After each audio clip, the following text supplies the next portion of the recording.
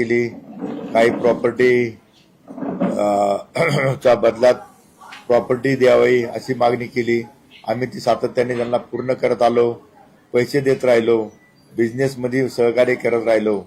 Business माझी मुलगी सुद्धा सांभाळत होती, ती स्वतः ऑफिसला जायची.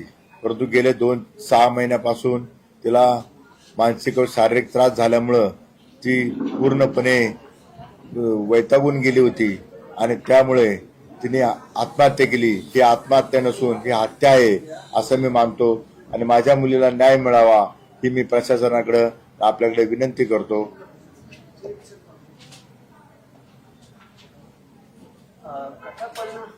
तुम्हाला ताईने याआधी कधी फोन केले होते का की त्यांना शास्त्रीय त्रास होतोय किंवा काय कशा प्रकारे त्रास दिला जातो आणि शास्त्राच्या लोकांची नेमकी मागणी काय होती आपल्याला?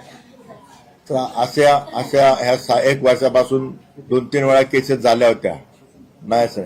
परंतु आम्ही त्यांच्या घरी जाऊन त्यांच्या सासूला आमच्या किंवा घरातल्या लोकांना सांगण्याचा प्रयत्न केला. आम्ही दोघे जायचो आणि त्यांना सांगायचो तुमचा संसार आहे, तुम्ही व्यवस्थित राहा, व्यवस्थित करा. परत त्यावेळेस पुरतं ते हा म्हणायचे, तो दिवस जायचा निघून. नंतर वाढत गेल्यानंतर त्या काही गोष्टी ती माझी मुलगी माझ्या संग न बोलता तिच्या आई संग बोलायची आणि आई सुद्धा माझी मिसेस त्यांच्या घरी जाऊन त्यांना इकडे बोलून सांगण्याचा प्रयत्न करायची की तुमचा संसार आहे, बारकं बाळ आहे, आपल्याला सगळं काही व्यवस्थित चाललं आहे, तुमचा बिझनेस सुद्धा व्यवस्थित चालला आहे, सर्व तुम्ही सुशिक्षित आहात, तुम्ही सरपंच पदावर गेलात, तुम्ही गावचा कारभार पाहता असताना घराचा बी कारभार नीट व्यवस्थित पाहिला पाहिजे होता. परंतु त्यांच्याकडून ते कमी पडले आणि माझ्या मुलीला हा दिवस आला आणि तिने ही घटना घडली आणि तिची ही वेळ आली आणि ती त्याला संकट तिने ओढून घेतलं स्वतःवरती. आम्हाला त्रास द्यायचा नाही असं तिने मनात आणलं आणि स्वतःचा जीव हे करून घेतला.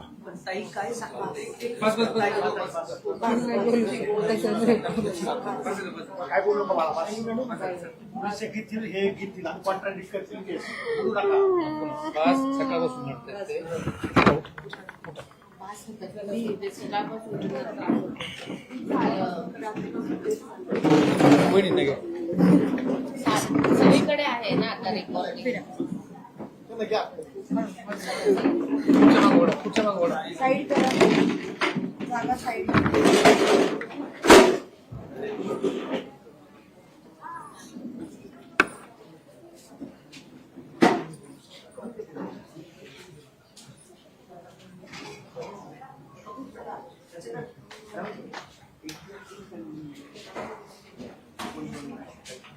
सर